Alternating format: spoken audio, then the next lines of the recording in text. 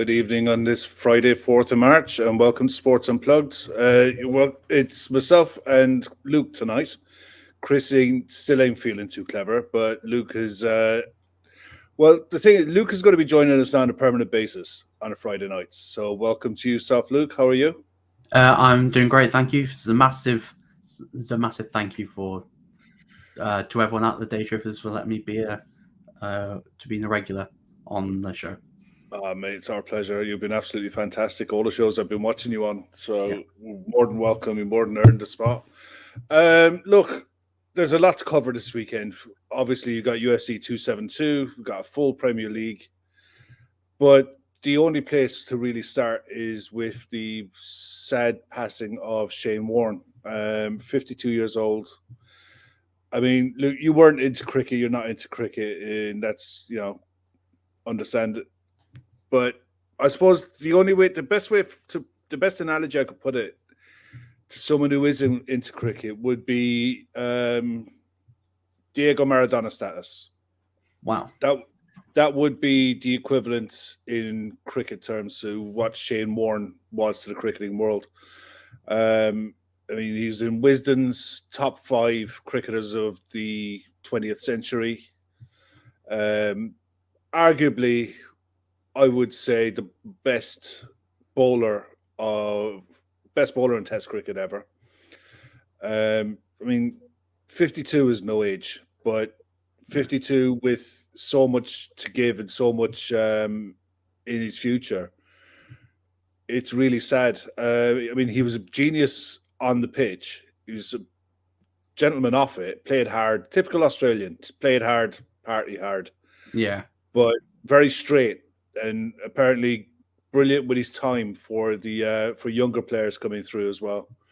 I mean, I first saw him was the England test, his debut in England, and the Mike Gatting Bowl, which was the bowl of the century. People are going to be seeing that all the time, and they'll hear Richie Benaud doing the commentary on it. And Richie Benaud was... he's probably, again, he's top 5 spinners of all time. He's brilliant, great commentator. I mean, Chris Pratt's here, I'm devastated over Shane Warne. He was iconic.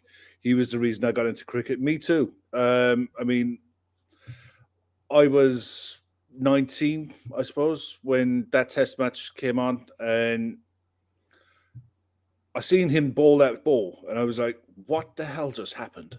How did this guy turn that ball 2.5 feet? And Mike Gatting was a brilliant player of spin, and he just turned around, looked at it 2 or 3 times. He's like, how did that happen? And he went on to have a phenomenal career. The 2005 Ashes will go down as the greatest Ashes Test series ever. But he was the highest wicket taker in that series in a losing effort. Almost got a century. He was a cracking number 8 batsman. I mean, some of his stats. Played 145 tests, 708 test wickets, a strike rate of 57, which is ridiculous. So every 57 deliveries, he got a wicket. Didn't matter the conditions, didn't matter whether it was in the subcontinent. He was actually better in England than he was in the subcontinent pitches that turned a lot. It was crazy. He's the 4th highest appearance record for Australia. The only 3 above him are former captains. He's probably the best player never to captain Australia. Wow. And you could tell that whenever you listen to him in commentary, the way he saw the game, the way he was in it, he read the game in his mind. He would have been an absolute brilliant captain. But PR, I suppose, and his off-field antics probably prevented him from ever being captain, which is a shame. Darwin there, I'm not a cricket fan, but feel so sad to hear this news. It is, though. It's one of those that knocks you sideways. I mean, the thing is, 12 hours beforehand, he put out a tweet about the passing of Rodney Marsh. Rodney Marsh was a wicketkeeper for Australia in the late 70s and early 80s. Another phenomenal cricketer, another typical Aussie hard player. And, he'd only gone 12 hours before. So, yeah, it's absolutely tragic. But he'll be remembered he'll be remembered as the best spinner ever, and there's so much of his career that people can pick at. But the beauty of it is it's all online. It's all there for people to see, and people will over the next days and weeks. So look, rest in peace, Shane Warne, an absolute legend, a phenomenal player, and our thoughts with his family. Quickly, we'll move on. Look, for anyone in the comments, if you could like and subscribe. If you're not subscribed, obviously most of you are by now, but if you could hit the like button, it would be really help us out. We're going to get into the Premier League games, and we'll start at the start. Really, for us is Liverpool West Ham. How are you feeling about it? I'm feeling. I was feeling confident, and then obviously I've seen the notes from the press conference, and obviously there's a few players out for tomorrow. Like Matip, Thiago, Jones are out. I think Klopp said Naby Keita's unsure. So midfield's looking a little light, but there is a good omen. As Chris Brack said in the comments, David Moyes has never won at Anfield. So hopefully long may that continue. So it's gonna be a difficult game tomorrow. I think every game between now and the end of the season is must win. Can't afford to even draw, especially as Liverpool are chasing that unprecedented quadruple. But yeah, it's going to be a massive game tomorrow evening. Yeah, it's one to look forward to. West Ham came off the back of a 3-1 loss. It was a strong West Ham side that they put out in the cup really as well. Strong team, yeah. You know, so maybe the length of the season, the Europa run, the cup competitions are starting to take their toll on the squad. But 1-11, you know, they've got a pretty good side, and they're in that position as well where they can't really come to Anfield to shut up shop. They need to be picking up 3 points as well. Yeah. You mentioned some of the injuries. Is there someone there that you think,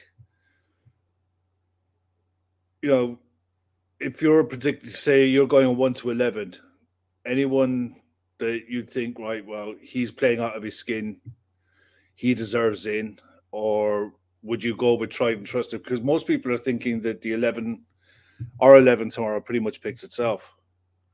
I think in terms of midfield, it's going to be very interesting to see what happens in midfield, because obviously last time we played West Ham, it was Fabinho, Henderson, and Oxlade-Chamberlain, and for me, that midfield doesn't really work as well.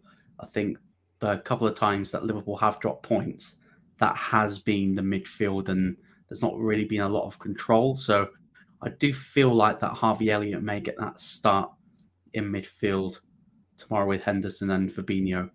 But I think some people said in the comments that Keita's a late fitness hope, and so is Curtis Jones. But it's going to be a difficult one. But apart from that, I think the team pretty much picks itself. Konate at centre half with Van Dijk, and then you're probably going to go with the same front line that started the cup final on Sunday with Mane and playing up front. No Jota? I think he's still coming back off that ankle injury. Maybe he was like, can you play the cup final if we desperately need you?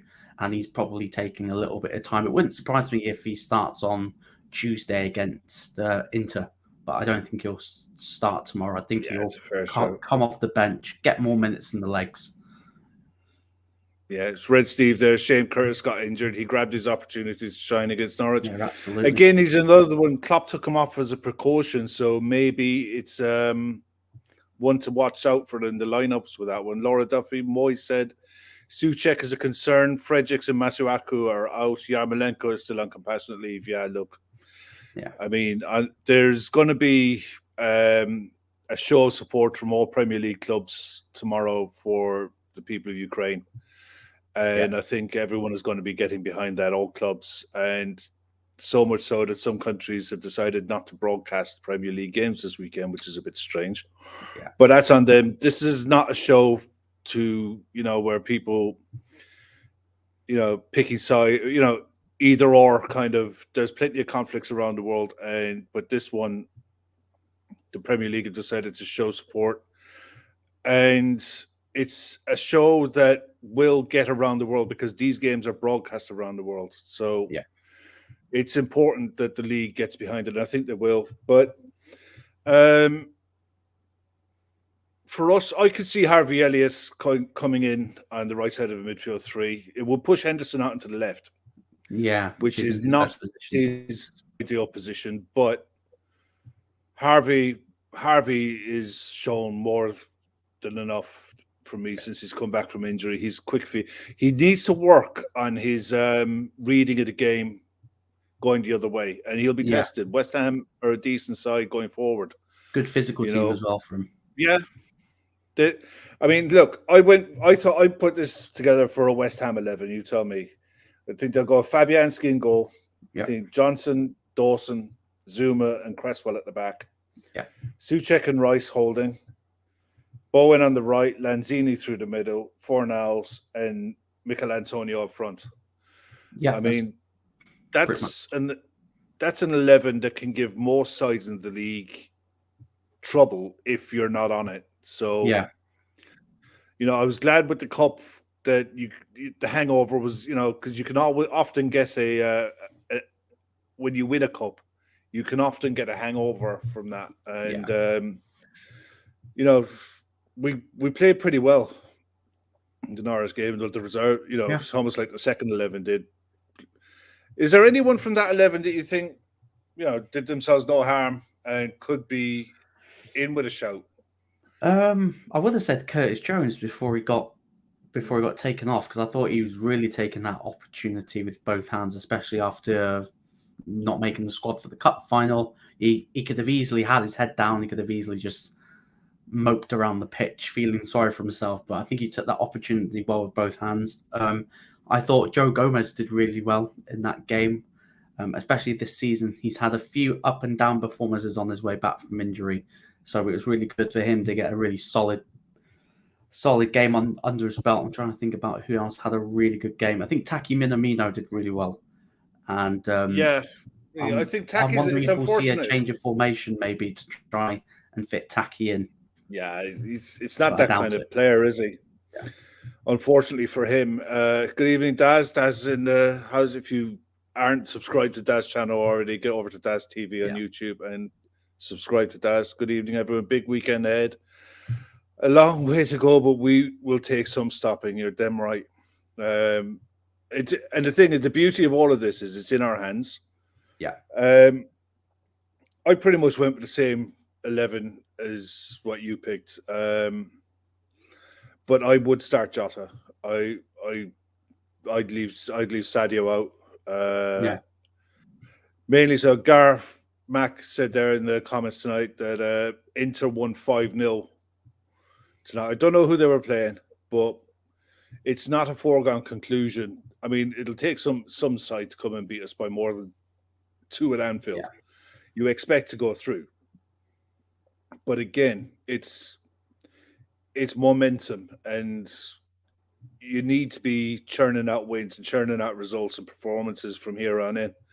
If we play well, no one can live with us. So that's the most important thing. How we look, we may as well do the our BetMate side now. For anyone who's interested, the BetMate link is in the comment section. Sorry, in the description for the show. It's free pot for your first time if you're not registered. If you register, you can enter the free pot and then take it from there. Anyone can follow those instructions. The only thing, if you like it and you decide to put money in and have a go, bet responsibly. But it is a good laugh. It's a good way of keeping interest in the games as well. Yeah. For games that you might not be, you might be watching, but you don't have a vested interest in. It's somewhat different. If you like your fantasy football, it's definitely a game worth having a go at. Yeah. But we got to pick our 7 and pick 4. So where do you want to start, mate? Well, the 2 keepers have to be in. So who would you start and go? I'd start Alisson. I'll start Alisson and goal. Cool. At the back. So how many defenders you got? You could pick 3 defenders. 2 of them have to start. I'd go Trent as one of my defenders. I think he's definitely going to start, especially after missing the Norwich game. And I'd go Van Dijk as well, probably, because he's definitely going to start as well after missing midweek. Yeah. Okay. In the middle of the park? I'd go Declan Rice, because I think he's going to play.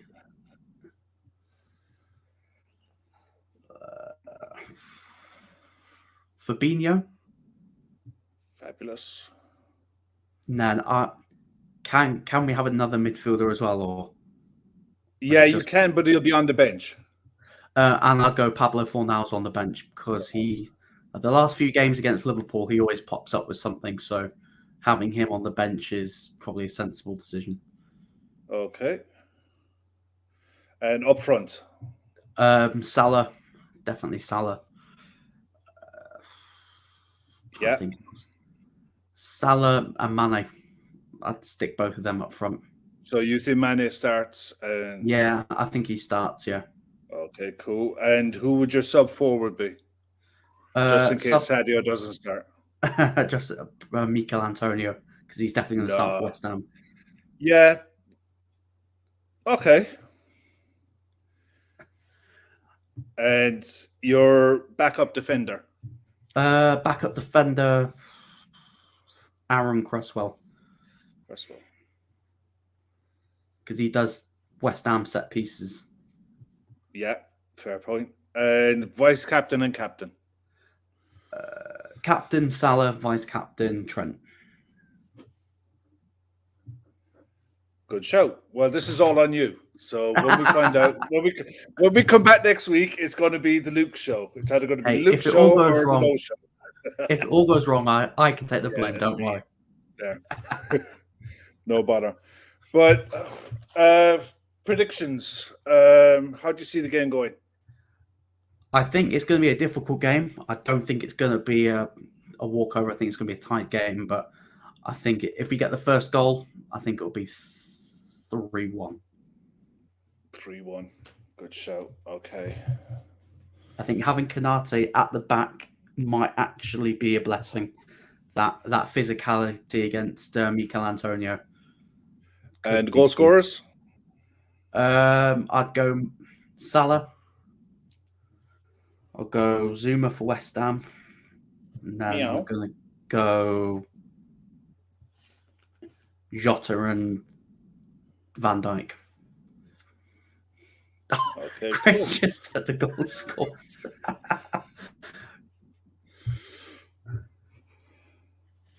Cool. Well, Chris has gone 3-0, Salah, Jota, VVD. Tom, anyone else? I mean, you guys in the chat, what do you think? I think it'll be tight. I think it'll be 2-0. Great mind, yeah, absolutely, Chris. Great minds, yeah. I'm with Dell. I think 2-0.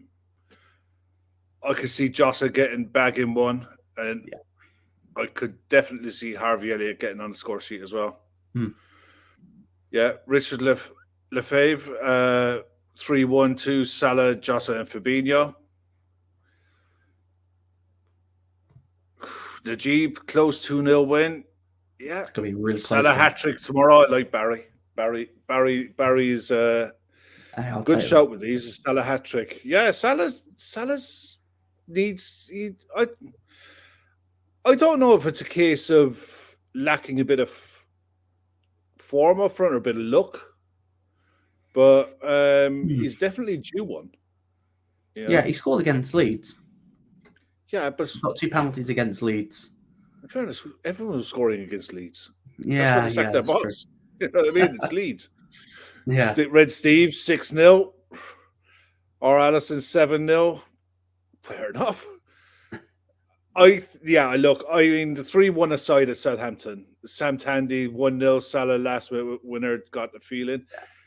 Yeah, it's bonkers. Gone 4-0, 2 for Salah, 1 for Mane, and 1 for Hendo. Cool. It's one of those. I think the 3-1 aside, the 3-1 loss to Southampton in the cup. Southampton are in that kind of vein of form at the minute. John Somers 2-0, Salah and Taki off the bench. Interesting. Morsar Ali 3-1 Liverpool. I mean, we all feel confident. Craig Lowe 3-1. We all feel pretty confident. I think it's crucial to get a win in this game because City are playing the following day. So to put that back to 3 points, I think is massive. Yeah. Well, you've done this before. It's a great segue onto the Manchester derby.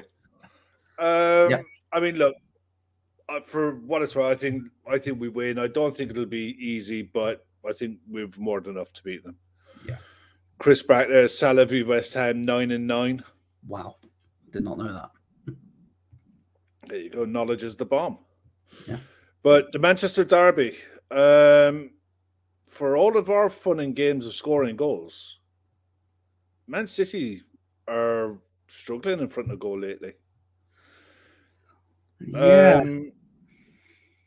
How do you see this one going? I mean, losing Diaz for 4 to 6 weeks is going to be a bit of a blow because of the volume of games they've got. Well. Yeah. Because of the volume of games, they don't have that luxury of rotating. The chopping and changing. But then the kind of game that City play, the centre backs don't really exert themselves too much, do they? No, not really. But it's gonna be really interesting to see how this game goes, because I think Pep's record against United at the Etihad isn't great. I think United have won the last 3 times that they've gone there. So the thing is, with United, you don't know which version of them are going to turn up. Is it going to be the one that plays against Watford? Is it going to be the one that's going to miss? Or is it going to be the one that doesn't really put up a fight and City are just going to just score 1 or 2 and then just pass it around for the rest of the game? It's going to be really interesting to see which version of United turn up on Sunday. Yeah, I think for me, if it's the Manchester United that has been playing recently, where they come out and try to press and win the ball high up, yeah, City play through that. You know, they'll play through that enough to create good chances. Yeah, they might give up 1 or 2, but I think they still get through They still get through Man City. United they've actually been playing all right. You know, they may look clumsy. Yeah, they look clumsy at times, but they're not setting the world alight. But nobody else is putting a run together to knock them out of 4th. You know, for all of everyone's doom and gloom that Manchester United are falling apart, they're still in 4th, and they look like they're tidy enough in there as well. Yeah, it's like the top 4 race. I think whoever's going to get top 4 is who's not going to be the most rubbish, because that's the way it's looking at the moment.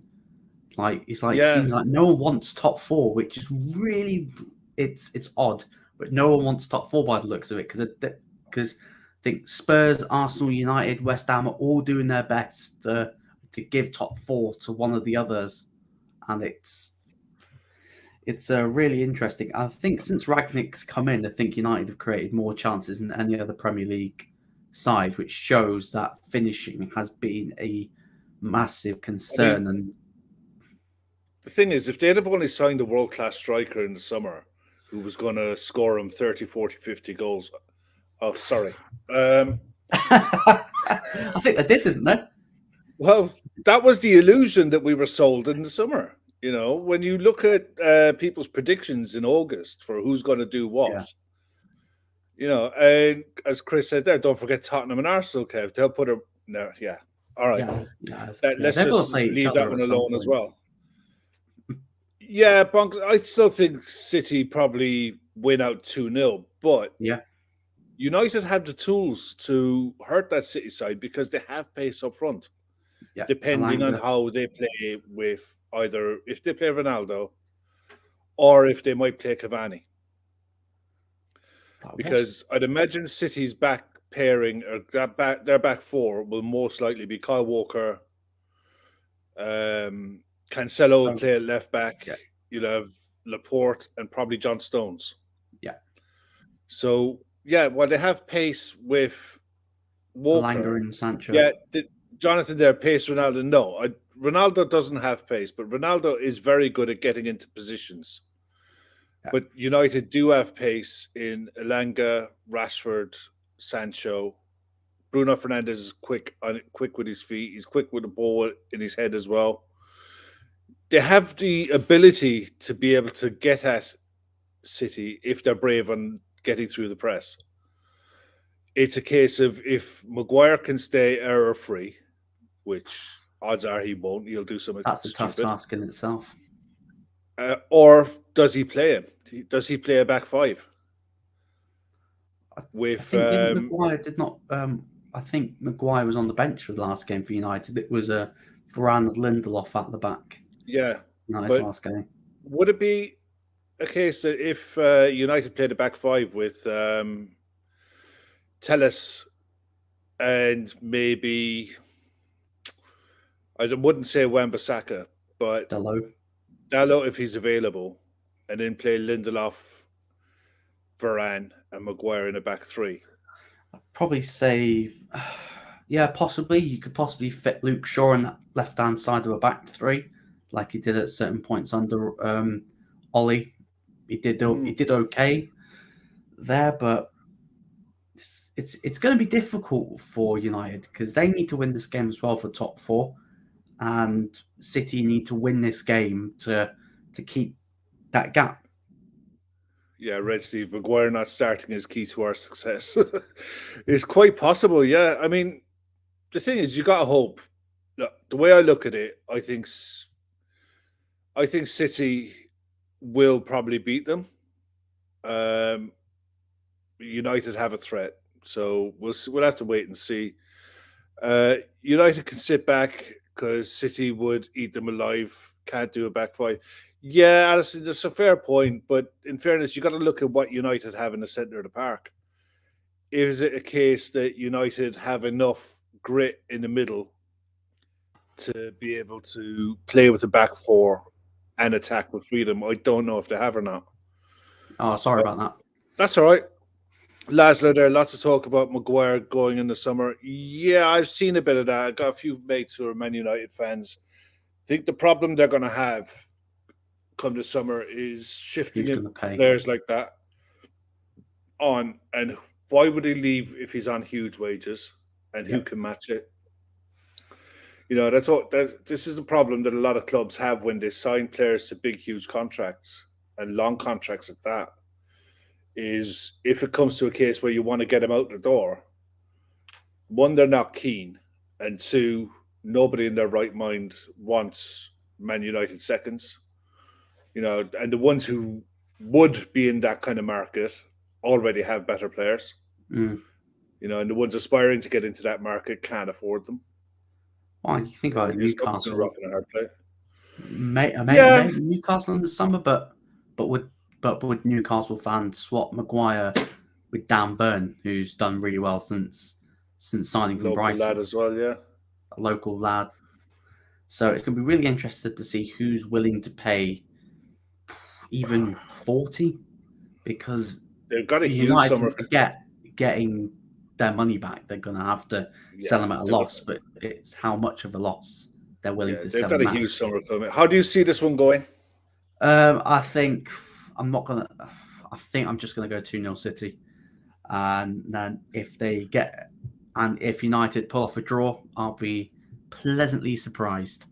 But I am expecting a 2-0 City win.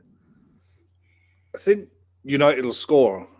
I think it'll be 2-1, but it wouldn't surprise me if United got out of there with a draw.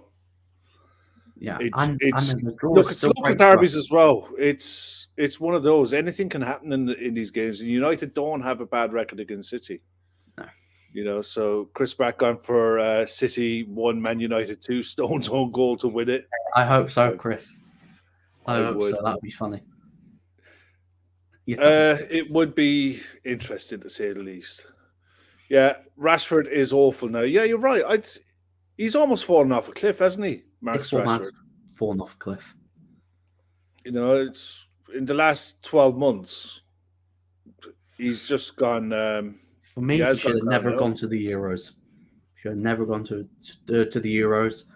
He should have had surgery, just like his other teammate, who he shall not be named. But he didn't go to the Euros because he had to recover from injury. And Rashford should have done the same for me because he barely played that tournament. And when he did come on, he was poor and he missed the decisive penalty, and he shouldn't have gone. He should have. Someone else should have gone in his place.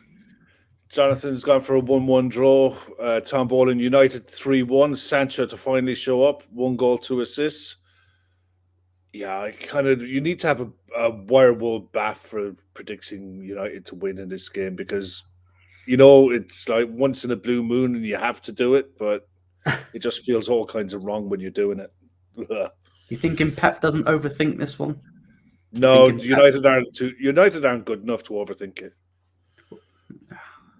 It is that simple. Pep overthinks big games, like the Champions League final, big games against us.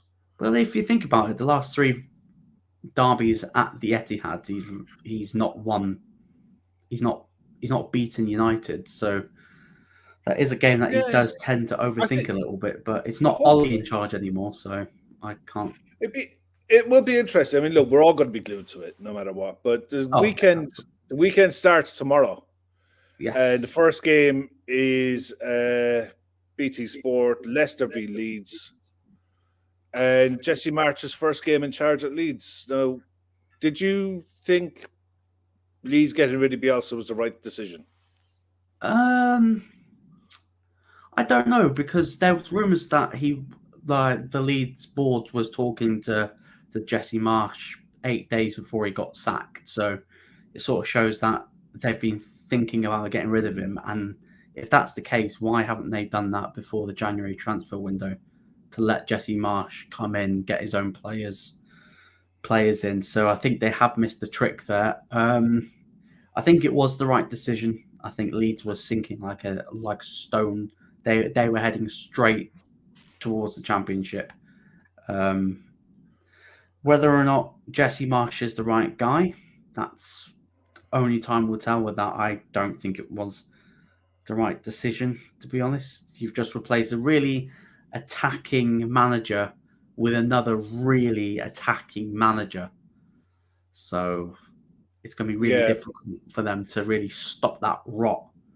But I mean, like the RB Leipzig experiment aside for Jesse Marsh, which, look, it just didn't work for the guy. Yeah. When we played Salzburg, they were really good. They were very, very good. And it wasn't a case that they were easy to get at. But the difference between what him and Bielsa will do, I think he'll play he'll play attacking football, but he'll defend in a structure. Yeah. Bielsa with his man marking nonsense was an absolute joke. I mean, if you're gonna play schoolyard football like that, and that's what I call it. I just call it's schoolyard stuff. That's your man. You stick to your man, and no matter where he goes on the pitch, that's if he goes for a wander, you go and follow him. So you could do that with like one player. Remember, Mourinho did it with Herrera and Hazard. Just follow Hazard around the pitch. You could do it with one player, but to do it with a whole team is it's nonsense. It is really, and the worst of it is to do it to the extent that he did, without turning over the squad, was an absolute was ridiculous. I mean, you look at Leeds squad this season, and they have a lot of injuries, but a lot of those injuries that they have are muscle injuries from years of playing the way he wants to play. So these injuries are piled up. I wonder how much, when you look at Calvin Phillips, I like him. I like him a lot. I think he's an excellent player. Yeah.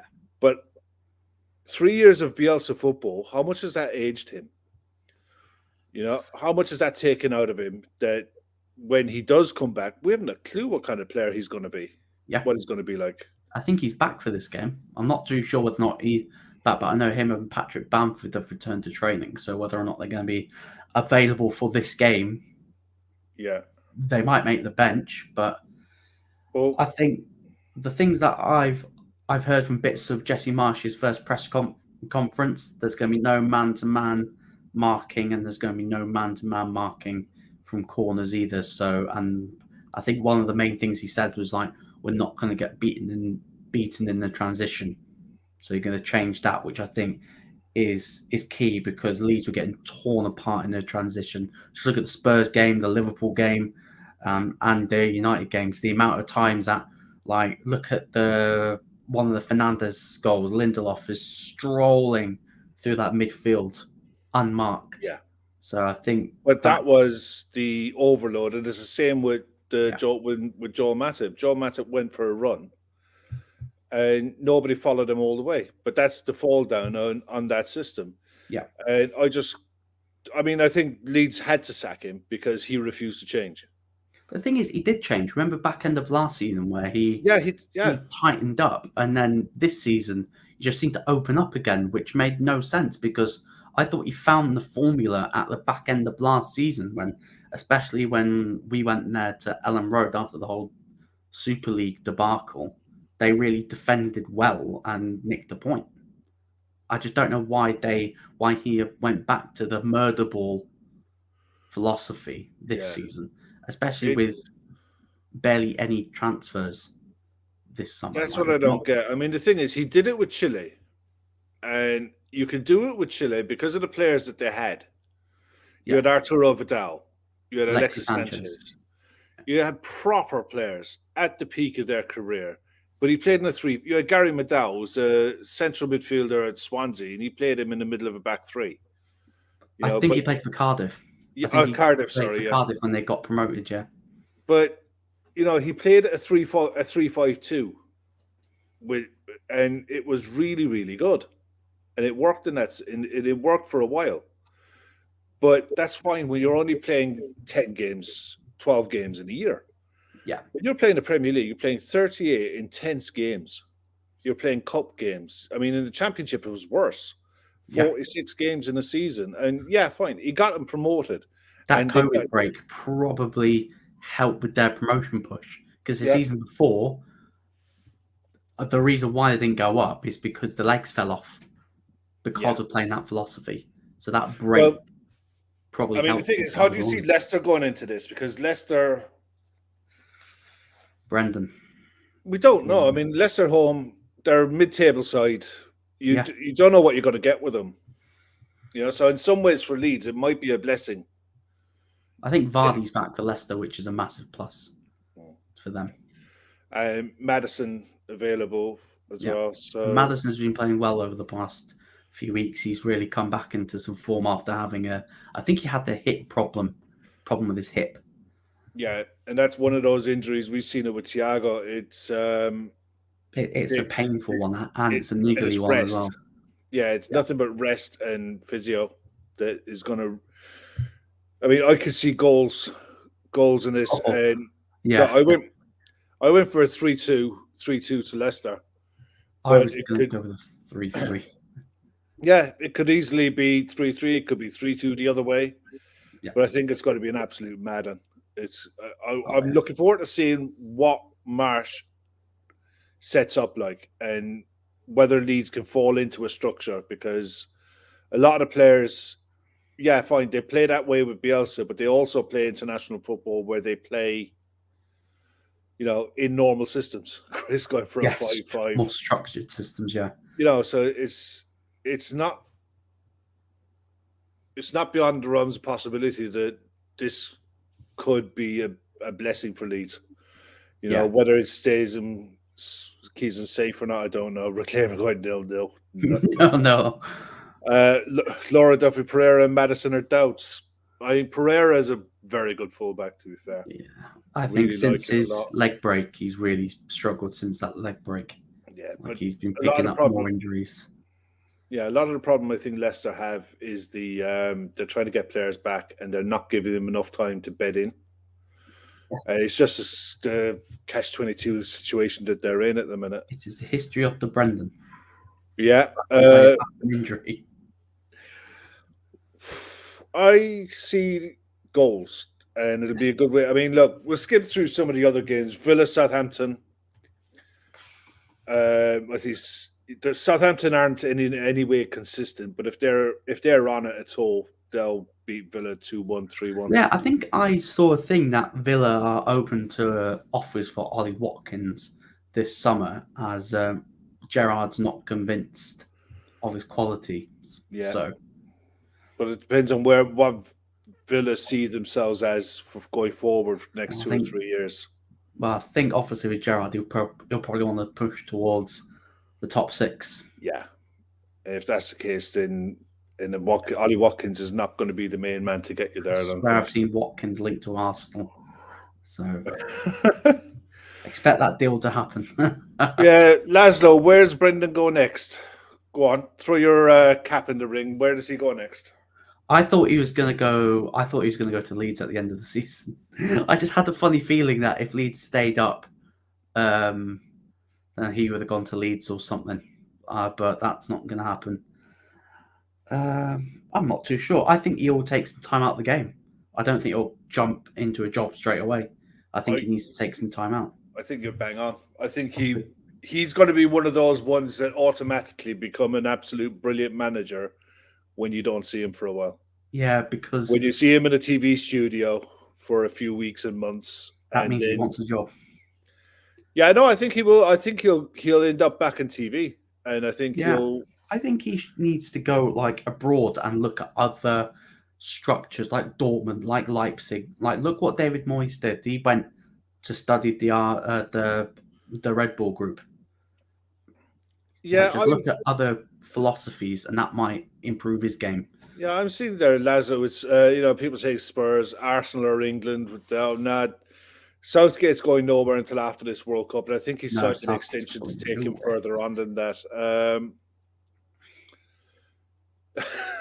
So Tottenham, Everton, 2 diabolic shit on clubs. That's the 0-0. That's a 0-0 game. Well, that's Monday night. That's Monday night football. Oh dear. Good God! Are there 2 more boring sides in the league to watch? I mean, Man City bore me to tears. They bore me into submission. I don't like watching them at the best of times. But Spurs and Everton, I mean, Lampard versus Conte doesn't 0-0. It does, doesn't it? It screams 0-0, and it does, doesn't it? I think if United do one and pick up 3 points or anything like remotely close to that against City, Spurs have to go full floor and win. Yeah, and win, I'm still not convinced. With Everton are still in a world of trouble. And is it Everton away? Yeah, Everton are away. And the thing is, I thought Everton looked ropey as like against Bournemouth. Yeah, I watched bits of that game and I thought, who's the non-league team here? It was that bad. It was once they got into it. I think the thing is, Bournemouth, once they got into a shape, Everton struggled. Yeah. And if you're struggling against a side who gets into a shape like that, then Spurs will absolutely freeze them right out. I mean, I think Chris comes 1-0 Spurs win. Michael Keane goal. Did I see? Chris, I see a pattern forming here, Chris. Michael Keane own goals every week. That's what Chris John Storm Spurs 4-0. I'm along the lines with John, to be honest. I think I'm probably going to go 2-0 Spurs. Especially Everton away under Lampard. I think they've lost all their away games under Lampard so far. Lost away at Southampton. They've done all right at home. Probably should have picked up a point against City because talk about dodgy refereeing. But that was a horrific decision. That was going to boil my right into the end of the season, that one. Yeah, especially if we lose the league by a point. Well, that's not going to happen. We'll be running away with it by then. Yeah. I've always gone 6-1 Spurs. I'd go 3-0.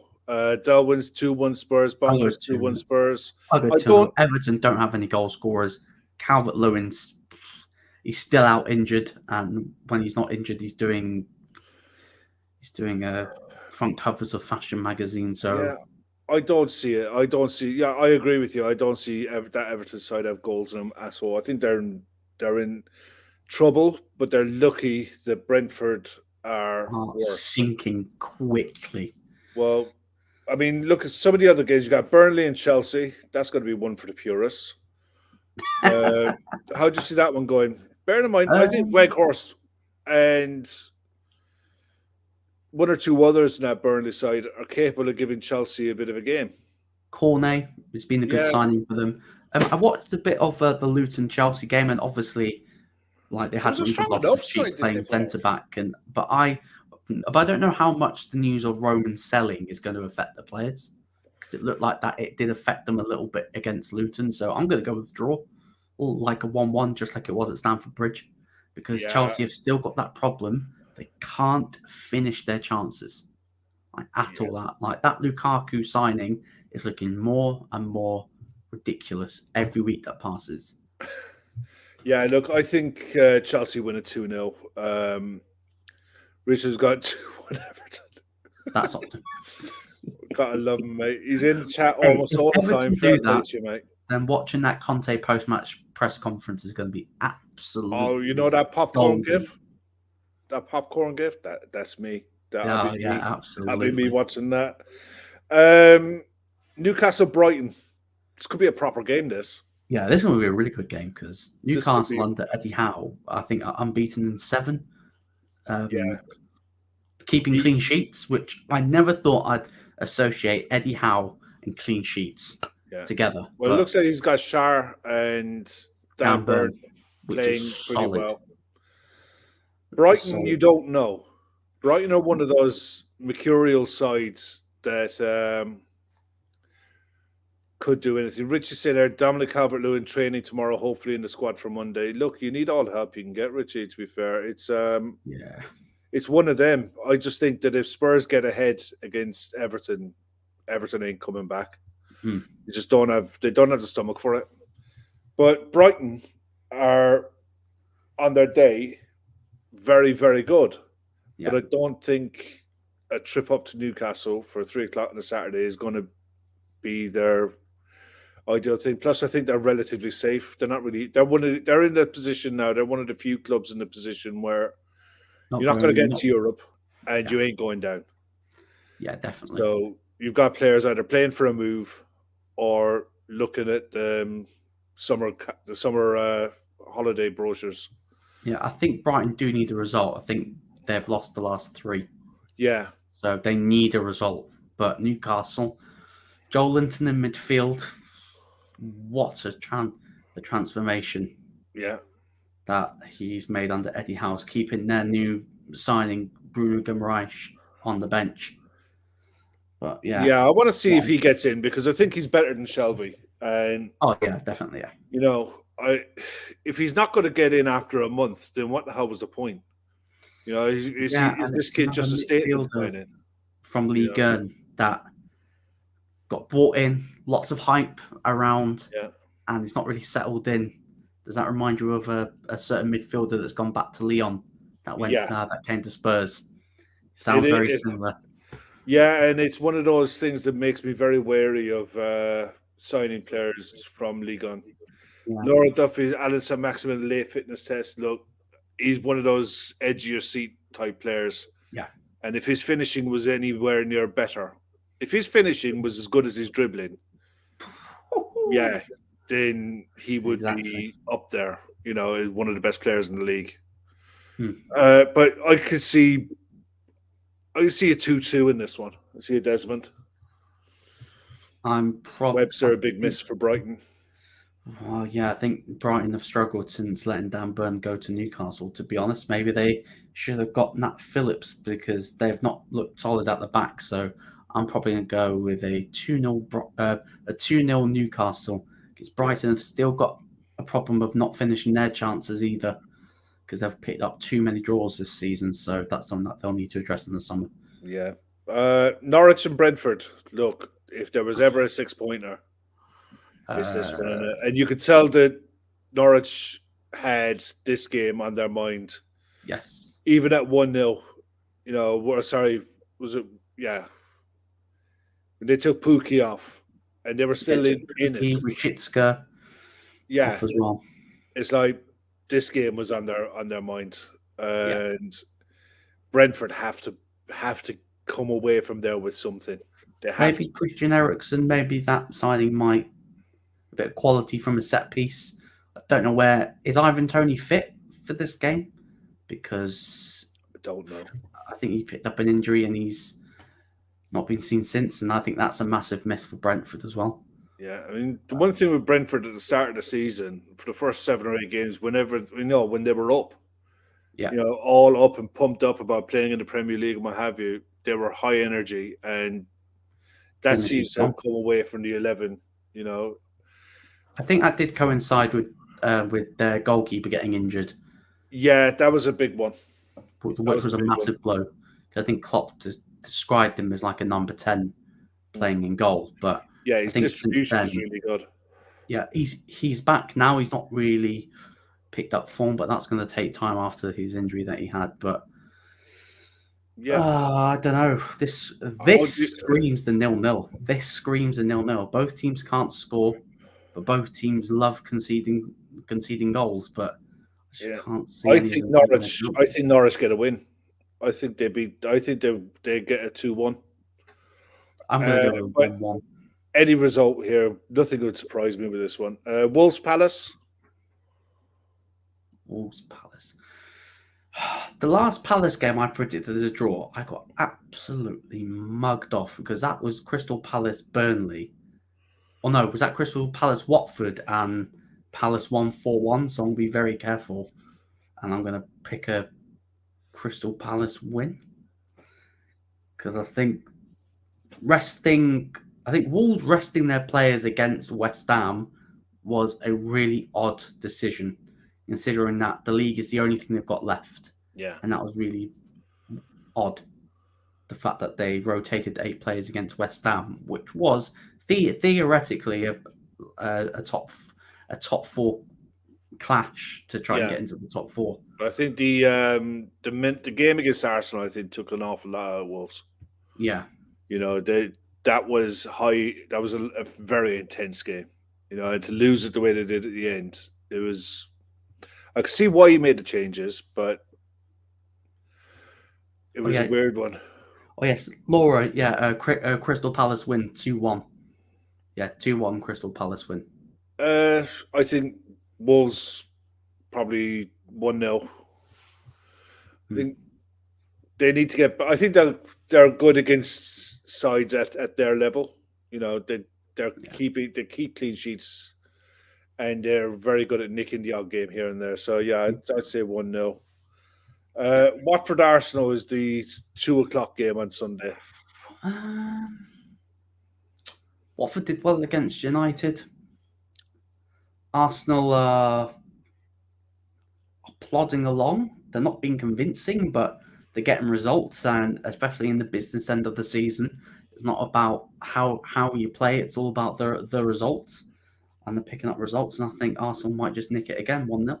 Yeah, I'd say the same 2 or 3. I think Arsenal will get comfortable win there. Just quickly on the Wolves stuff. A few people asking in the chat there. Bonk's asking about Neto. Yeah, Neto came off the bench in his last couple of games. I think that's how they're going to bring him back in. I think they'll play him off the bench again. Laura's saying that Semedo is out until at least April, so that could go further. But also, I'd like to think that Keanu Hoover might get a run in the side. I'd be interested to see how he's kicked on under the new manager. But Allison, they're going 1-1 for the Watford Arsenal game. Possibly. Yeah, I think Arsenal win that one 2 or 3. They're very good flat track bullies. That's why the way I look at Arsenal. I think they're good flat track bullies, and I would fully expect them to pick up a good win there. That's pretty much it for the Premier League. Yeah. Then we go on to, F1. All they're doing at the minute is there's testing. I think there's testing coming up this weekend or next week in Bahrain. So that'll be one to keep an eye on, because at the minute we haven't really been able to see much of the cars. They've got all the new bits and bobs on the cars that they're going through testing at the minute. So I think the only thing I've seen about F1 is Max Verstappen signed a big money deal at Red Bull. Yeah, Chris, you should never let me alone with decisions where you can't get involved in any way, shape, or form. So Yeah. But yeah, no, I mean, look, the Max Verstappen deal is huge. Drive to Survive is coming on Netflix soon, so that'll be interesting. That's gonna be very interesting. I might give that a watch. And I'm not a Right. particularly big F1 fan, so I might give that a watch. But it's going to be absolutely huge. Yeah, I did see that about the Russian F1 driver, and the Russian GP has been scrapped. The new driver that's coming, I don't know what team he's coming into. I think it might be Haas or something like that. His last name is Fittipaldi, so I assume it's Fittipaldi's son, Emerson Fittipaldi's son. But look, what's going on with Russia is not really for this show, but no. WWE chat, what's going on in the road to WrestleMania? Is there anything new and exciting? No. Anything new on Cody Rhodes? I don't know, because this one changes by the day. Obviously, AEW have just bought Ring of Honor. That's been confirmed. So Tony Khan's bought Ring of Honor. Basically, he's bought the library, bought all the intellectual rights, and there's rumors that Cody Rhodes could be running Ring of Honor. But it's going to be really interesting to see what happens. He left AEW because they couldn't agree on the contracts. But I'm wondering if he doesn't end up going to WWE and he'll end up going to Ring of Honor and running Ring of Honor instead, and he'll lead some sort of invasion storyline over. Kind of what they did with TNA. Yeah, kind of what they did with TNA back in. Yeah, but hopefully they do it better than what TNA did. And as Chris Brack said in the comments, is AEW Revolution this weekend, and woo-hoo, that's a great card. That's a great card. Cool. UFC 272. Actually, let's skip that. We'll come back to that in a sec. Tyson Fury. Now, Tyson Fury, Dillian White is happening St. George's Day in Wembley. Biggest payday of his career, so he says. Yeah. Dillian White is earning something good 7-figure salary out of this. It'll be Dillian's biggest payday of his career by a long stretch. Which is rightly so. And then he chucks in the nugget that this is my last fight. Oh, no, it's not. It's not. I don't think it is. I think it's just another way to get people hyped up for this fight, because let's be honest, who's really excited for this? I know Dillian White fully deserves his title fight. Yeah. No taken away.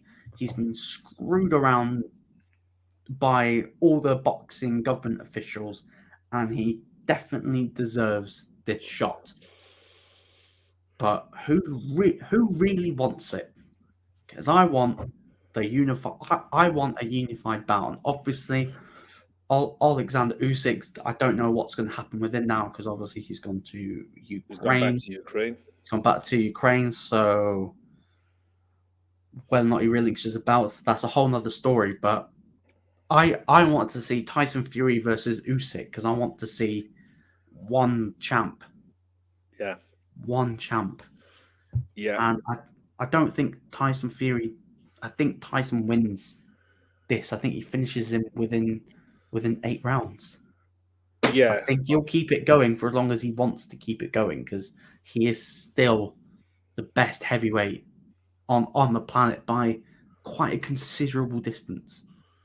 It's scary, actually, that if Tyson Fury ever took boxing seriously, that because I think he trains hard.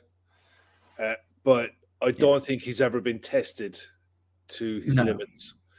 Deontay Wilder pushed him, but I honestly don't think Tyson Fury has ever been seriously hurt in a fight. I think there were flash knockdowns in the Wilder fight, but I don't think there were concussive knockdowns. I think Floyd Mayweather retired 4 times in boxing. Yeah. You know what I mean? The irony is this fight sold out in really, really sharp time. It didn't need the extra oomph, so to speak. It didn't need it. It's St. George's Day. It's a big weekend. It's Wembley. It's a domestic fight. It's Fury's first fight in the UK for a long time. Yeah. You know, Najib asked there, would AJ test him? I think AJ would test Tyson Fury. But he needs a new camp. He needs. AJ's career has literally stalled. You know, Yeah. he desperately needs a new coach. He needs to go one to gamble America. too many. Took one gamble too many.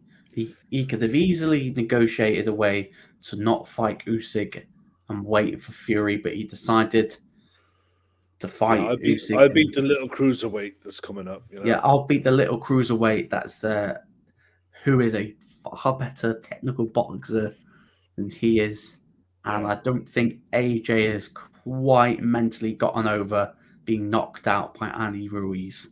Yeah, I think that plays on his mind still. That a little chubby Mexican knocked him out cold, knocked him down 7 times. Yeah. So, see, the thing is, look, AJ is big. He's strong. He can box. He's a good boxer. He's very good behind his jab, but he needs a proper plan in place to fight too. Yeah. The best thing that he can do at the minute is go to America, yes. go around the gyms, spend 8 months out there going around the gyms and just proper working at being a proper fighter, and then rebuild his career. He's still young enough that he can do that in a year or two and then have another tilt at a world title run. Yes. But look, we'll see how it goes out. UFC 272. Yes. Now, you are the man when it comes to UFC. There's no getting away from that. But you ain't anywhere near as hyped as UFC hierarchy want you to be for this grudge match that's been built like a WrestleMania event. Yeah, I'm not hyped because the UFC are really desperate that this does really well. Because this is a non-title. There's no title on the line on this card, and the last time a pay-per-view headlined without a title was Conor McGregor versus Dustin Poirier, and obviously that did big numbers because it's Conor McGregor. He's a pay-per-view star, and both fighters have come off of losses to the champion, Kamaru Usman. Masvidal got brutally knocked out, and Colby lost by decision, which was I'd say a pretty conclusive decision. Yeah. I don't think there was any argument in that one. I didn't watch the press conference. I've seen highlights of the press conference, and thank God I didn't watch the full press conference because it was cringe. I tried.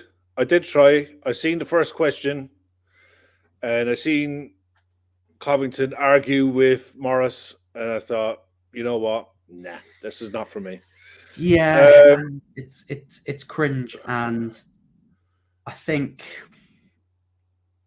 it's not going to go the way that people want it to go. People want Masvidal to knock him out. They want the flying knee part 2, but I'm sorry, it's not going to happen. It's not. Colby's going to win by decision. He's going to win handsomely. He's going to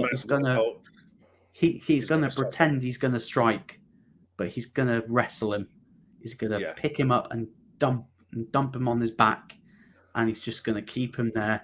And maybe the 5th round he might trade because Masvidal's going to have no gas tank left to trade at the end. So it's one of those fights for me that it lasts as long as Colby wants it to last. Yes, and it's absolutely a real shame because Masvidal is a very good fighter in his own right, but he's not at this level, not anymore. You know. No. And plus, this fight has happened a couple of years too late for me. Yeah, like he should have had this fight on the back of the Nate Diaz fight when he was at the height where it was like when he was basically at the top of his game. But instead, he's fought the champ twice, he's lost twice, and he looked good at the weigh-ins because I watched the weigh-in show on BT Sport. I watched the weigh-ins. All the fighters weighed in on weight. No one's missed weight, which is good. And Masvidal looks great. but Colby Covington's a cardio machine. Yeah, Like, he's he'll got just keep going and going and going. The opposite is true of the co-main event. yes. Now, Rafael dos Arias, is that how you pronounce it? Rafael Dos Anjos, I think. Dohanos. Yes. And Renato Moicano. Moicano. Now, he fought in UFC 271? One, yeah, 270? fought on the last pay-per-view. Yeah. 271. Is he's a late substitute, yeah? Yes. And what's the story with these two fighters? Is Moicano just doing a rub to get, just to keep the card alive and Yeah, he'll I get think something so. down the line for it? Yeah. Because Yeah, I've seen think a so. report there that he's walking around last week at 180 pounds. And Yes. he's shed something like 7 or 8 pounds in the last week to make weight. Yeah, I think obviously the co-main was meant to be Rafael dos Anjos versus Rafael Fiziev. Obviously, Fiziev got COVID, so that got scrapped. There was rumors of Islam Makhachev coming in to fight at 170. Apparently, RDA agreed, but then apparently Makhachev pulled out. Obviously, Makhachev said that RDA pulled out, which I don't see how that's true because RDA said he wanted to fight on the card regardless. He said he didn't care who the opponent was. He just wanted to fight on that card. So Moicano has stepped up to fight. It's a massive opportunity for Moicano because if he wins this fight, he gets ranked number 7 at lightweight. Well, he'll get ranked at lightweight should he beat the former champ. But I don't think that's going to happen. This is going to be one of the late replacements. Thanks for saving the card, but Dos Anjos is gonna beat you. Well, from memory, his last fight in UFC 271, he was good for about a minute and a half, and then he gassed. What, Moicano? Yeah, he just looked like he ran out of energy, and he was carried a bit, and. Well, he did win by rear naked choke in the second round. I know, but in the first round, he was. Yeah, it did look a bit sloppy. Yeah. It didn't look right. It's one of those, isn't it? It's like, yeah, thanks for coming in to save the card, but yeah, well, he's fought at featherweight before, and he's only lost to like Jose Aldo. He's lost to Fiziev at lightweight, so like he's only lost to the best of the best, and he's at 32 now, so he really needs that if he wants to push for title contention, like he really needs to beat Dos Anjos. But Dos Anjos, he wants another crack at the belt, and I think he wins this one. I think he finishes him within 5 rounds because this is a 5-round co-main event. Crazy it is 5-rounder, but I think the weight loss is going to be too much. The weight cut losing that amount of weight in a week. Going into, I think he lost 20 in a week because it's ridiculous. It is ridiculous, and I'm surprised the Nevada Athletic Commission aren't kicking up more of a fuss about it, to be honest. But is there anything else on the card that you look at that people should be looking out for? There's a couple of fights. There is Edson Barboza, a kicking specialist, got great range of knockouts with head kicks, liver kicks, leg kicks, and he's going up against a rising prospect, Bryce Mitchell. Hasn't got the best striking, but he's got a great ground game, slick jiu-jitsu. So it's one of those classic striker versus grappler stand-up.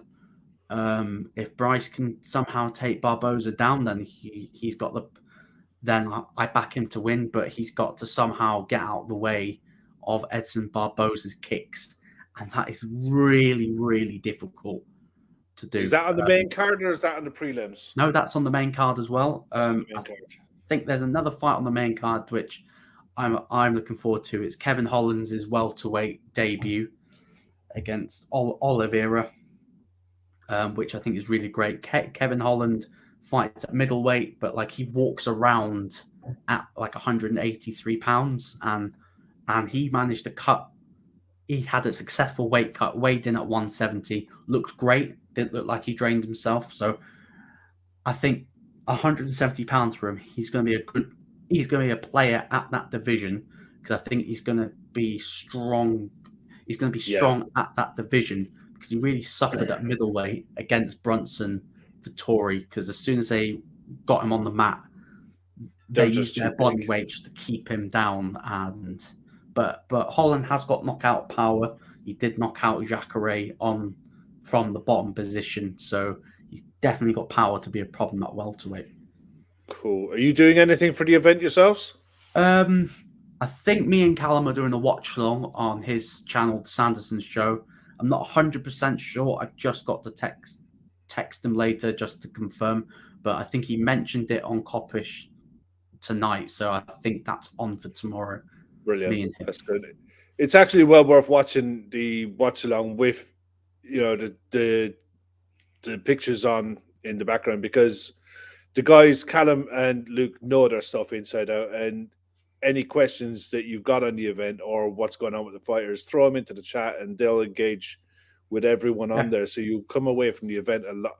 It's a lot better with the watch alongs on UFC events if you're new to the sport or if you're trying to get into it, because the interaction is always there. It's really, really helpful.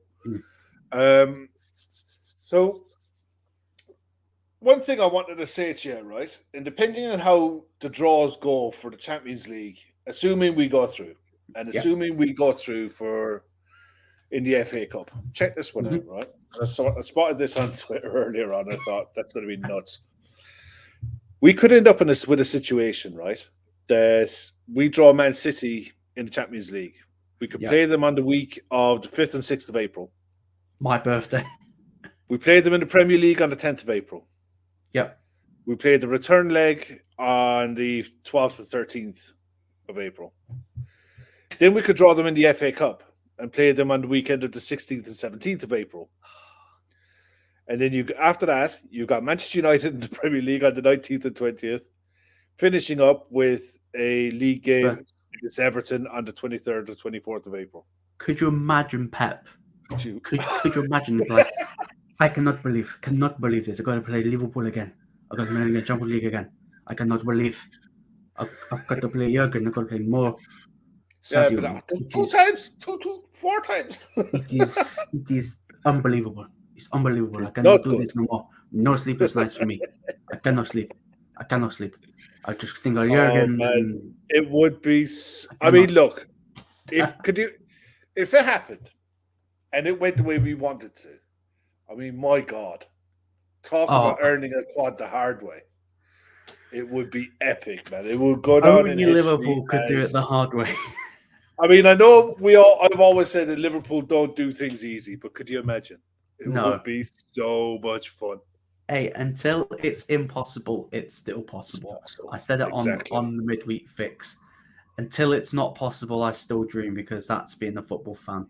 Like, if you can't dream big, and football's the greatest script writer. So if anyone can do it, we can definitely do it. Absolutely. And look, anything else from your good self tonight? No, that's around it. Make sure to like the video, comment, subscribe to the channel, like and subscribe, and all of that good stuff. Absolutely. All the links in the channel for BetMate and for the charity Féileacáin. You guys all know the stuff by now. It's important that we get this shared and onto social media, and keep sharing it around, keep doing it, keep posting it. And we will be back with the post-match after the West Ham game. Yeah. On Saturday evening. Pardon me. Yeah, we'll be back Saturday evening at probably 10-15 minutes after kickoff. You guys know yourselves.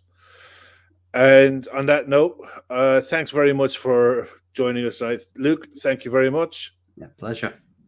All right, Macy. Listen, have a good show tomorrow night, and we'll see you guys back here next Friday night for Sports Unplugged. Good night. Good night.